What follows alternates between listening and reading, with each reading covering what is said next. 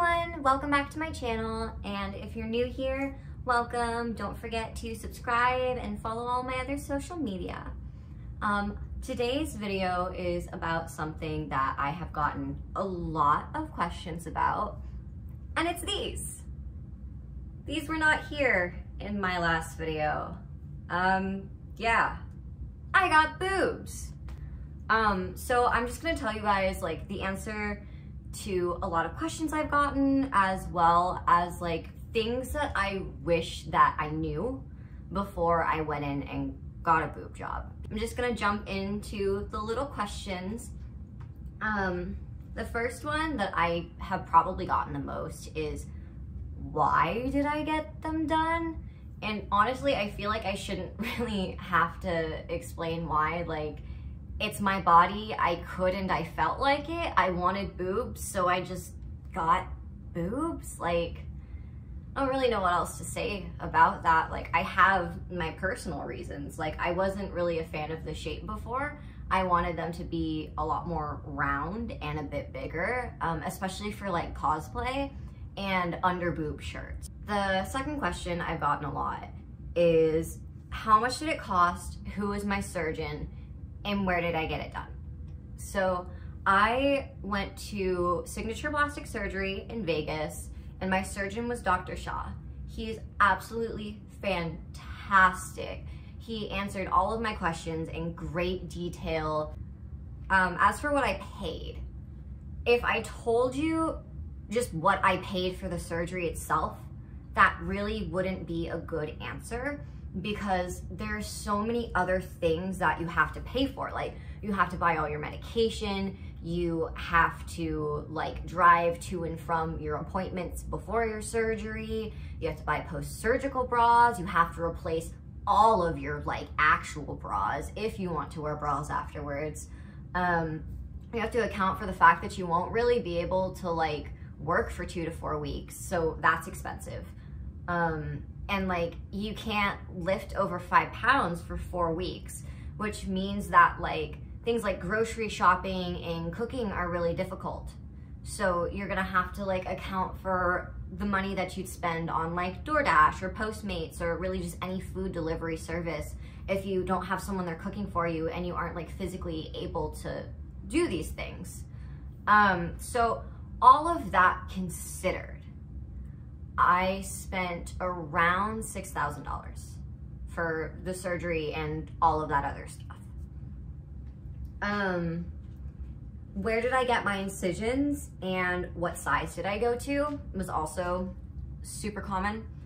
I got my incisions under the muscle right here. They're super small actually. They're maybe like an inch wide.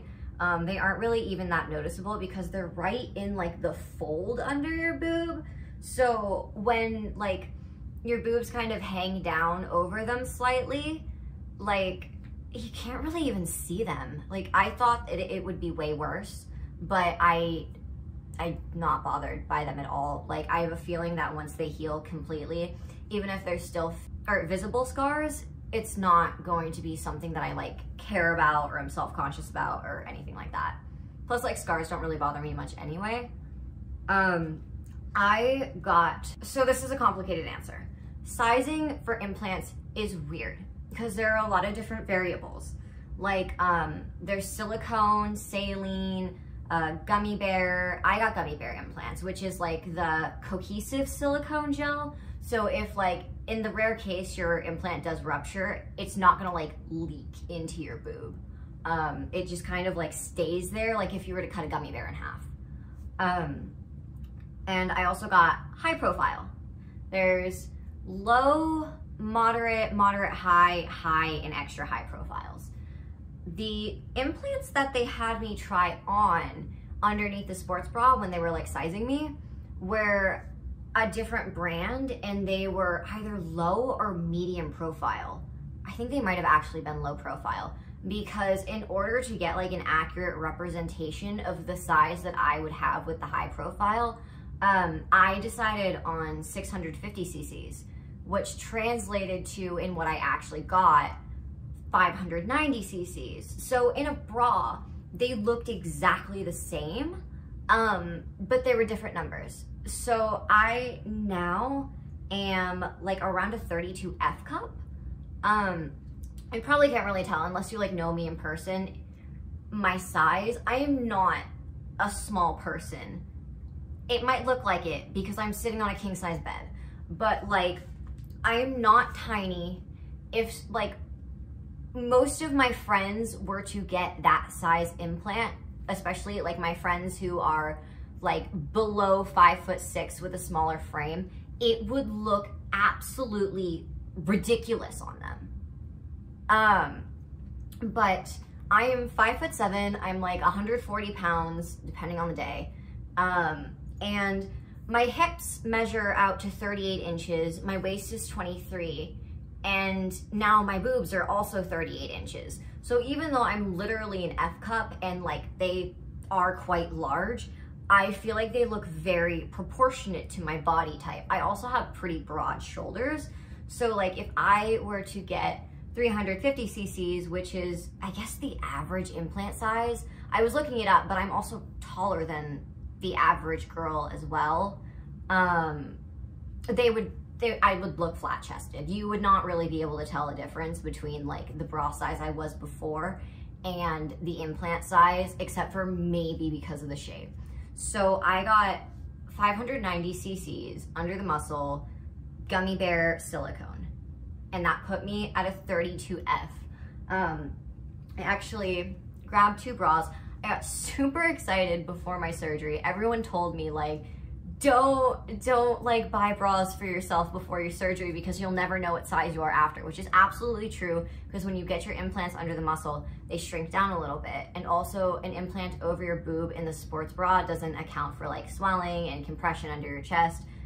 But I was able to get a general idea because I measured myself in the office when I was trying on the bra.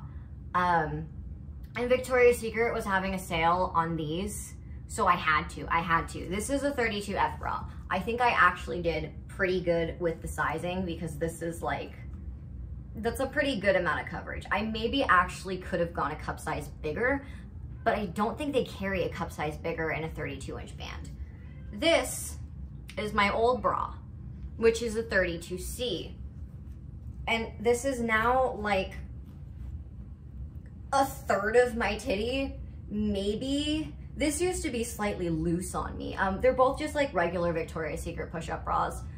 32C plus 590 cc's brought me to a 32F or 32G, depending on like where I shop.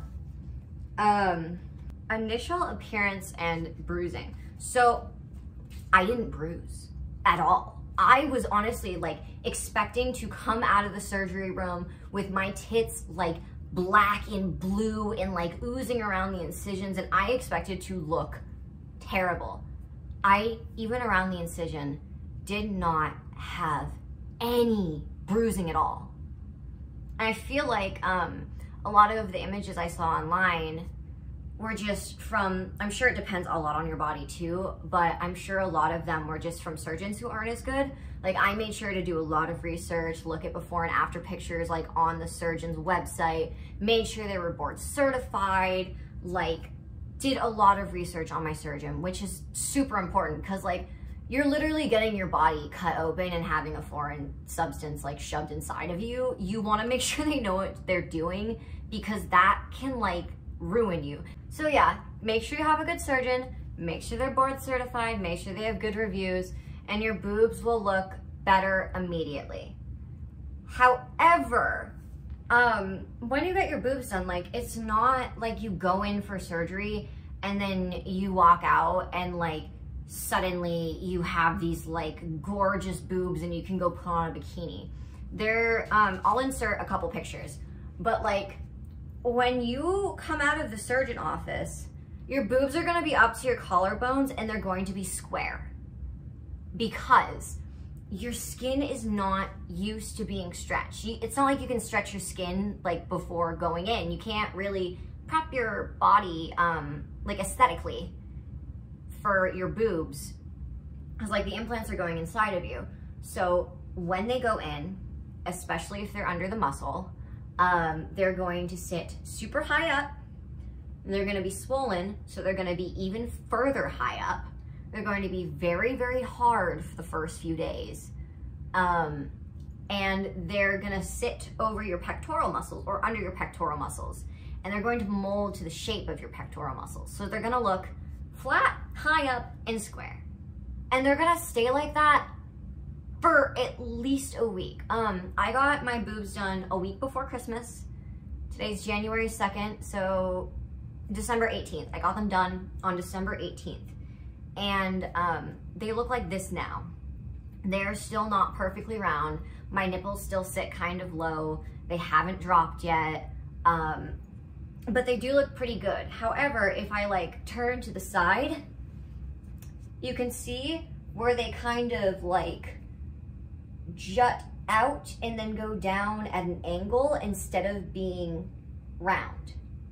And it'll take a while for that to go away. It's already drastically better than it was before, but your boobs have to drop, which basically means whatever is inside of the bag, in this case, the silicone, needs to be pushed down by gravity over time, which takes anywhere from like 3 months to a year. It takes about a year for it to like fully drop, but usually by 3 months, they're mostly dropped.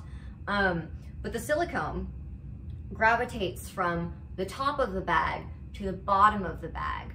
So instead of my boobs, when they heal fully, being like out and angled and then rounded at the bottom, they'll sit more like this, like an actual natural boob. They'll be more flat up here and bigger at the bottom. Since I had like an okay amount of boob beforehand, there's actually quite a bit of fat, like right here, because my boobs are more full at the bottom than at the top. Like up here, it's very much like just silicone. You can't feel fat. It's silicone underskin. But down here, like if I press up on the bottom, it feels like 100% natural boob. Now, how that feels is going to like drastically depend on how big your boobs are beforehand. But I feel like they will look more natural faster if you are like a C cup or larger before you get your surgery. Do they hurt? I don't understand why people ask me that question. And I realize when they ask me that question, it's because they don't know how boob jobs are done. So what they do is they go in my case, because I got it under the muscle, they cut an incision under your boob. And then they slice your pectoral muscle, you know, the muscle that you use for literally everything from sitting up straight to opening a door, to reaching above your head, to pushing something to the side or holding up a beverage. They get that muscle that you have been using every single day for your entire life, and they fillet it up the side. And then they shove the implant inside, and then they cauterize the muscle. And then they stitch up the bottom. So yes, it hurts like hell. Most painful thing I have ever felt in my life. Oh my God, it was terrible. Like how would that not hurt? Like, especially since I got like a really large size, like that's just even more like stretching and pressure on the cut muscle, and like, it was terrible. Like, I remember waking up from my surgery and like almost screaming in pain. And I have a little story about waking up in the ER that I will tell you at the end, or not the ER, but like the little post-op surgery room, whatever. But yes, when I woke up, I was like screaming for painkillers, and they gave me an IV drip of morphine, and it took so much to stop the pain because I'm a very athletic person. So like, that was really tough muscle that they cut through, and it like kind of sent my body into shock. Like, it was just so much pressure and heaviness and like stress on my body at once that like, when they were giving me the pain meds, they couldn't get the pain to stop. So the medication literally knocked me out before it stopped my pain. And then when I woke up again, like half an hour later, I was like crying in pain again. And I have a fairly high pain tolerance. Like, I've broken bones, like I'm very accident prone. I've fallen off of stripper poles, like I've broken bones skating. Like, that was nothing compared to this. It was agonizing. However, it hurt really badly the first 3 days. The first 3 days after surgery, I really don't even actually like remember much, because I was just taking my pain meds back to back to back. Like, I got home, I like walked around a little bit, ate some food, and then passed out. And then I woke up when my pain meds were off, and I would take more, and I would pass out. And I did that for 3 days straight. And after those 3 days was up, I was fine. Well, not fine, but like, I didn't rely on my medication as much to function. It didn't hurt as bad. I wasn't taking the pain meds as frequently, and I could actually like cycle the hydrocodone out with just like acetaminophen. I still slept a lot and was still in a lot of pain, but like, the first 3 days are the worst. I was not a functioning human being for like 5 days. Like days 4 and 5, that's when I was finally able to, like, I could stir my own pasta. I had to have my friend like fill the pot with boiling water for me, or with water, so I could like boil it, and I couldn't drain it myself.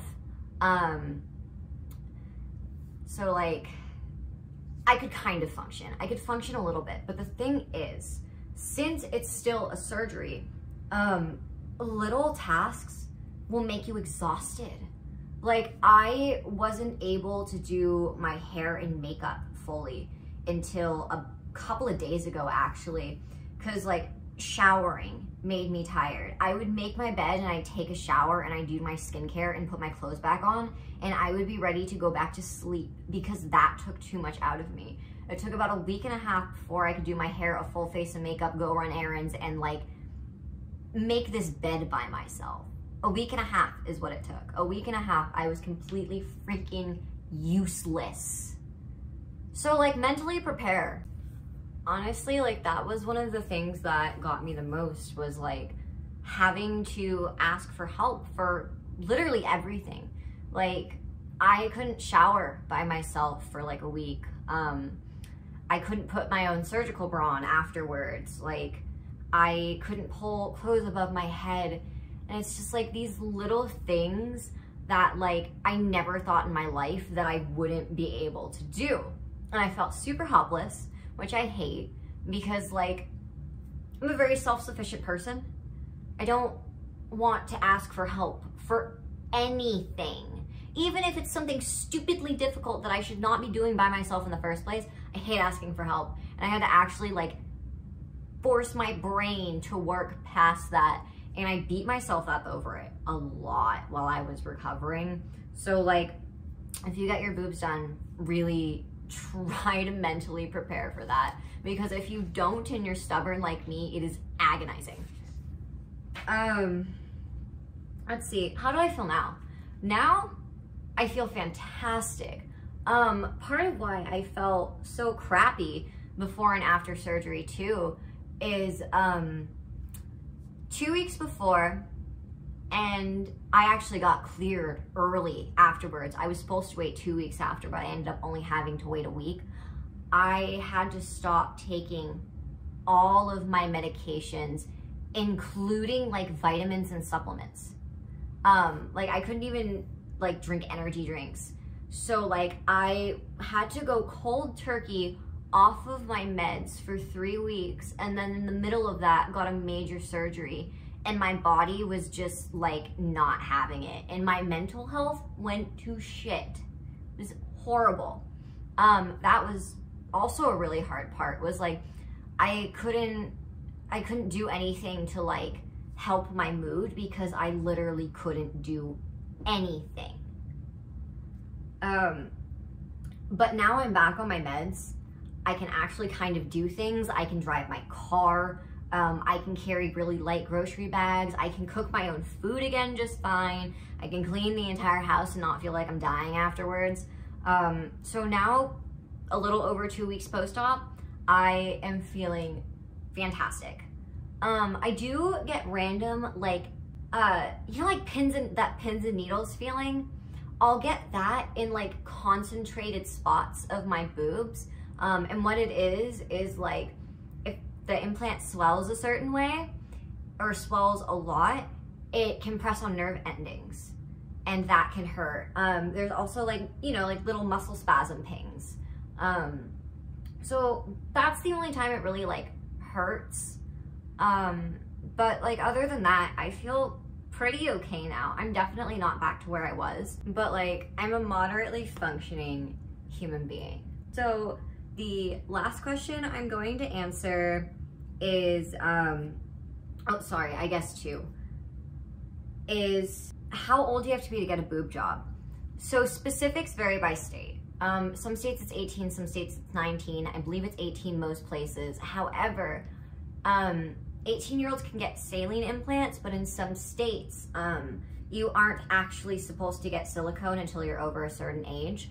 Like the implants that my surgeon used for me are not recommended for anyone under the age of 22.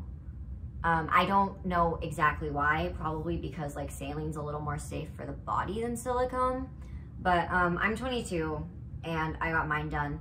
So I'm pretty sure it's 18, but I would definitely like check with surgery centers. And also, how does it affect tattoos? So funny thing, let me show you. These tattoos here used to lie flat on my collarbone, and now they sit on top of my boobs. So if you have tattoos like in this area, expect them to not sit in the same place. Like, I think they still look fine. They stretched very evenly, but they are totally not in the same spot that they were in before. Like this little middle one here is like kind of folded in half, and if I were to wear a push-up bra, you would not see it. But yeah, this is part one.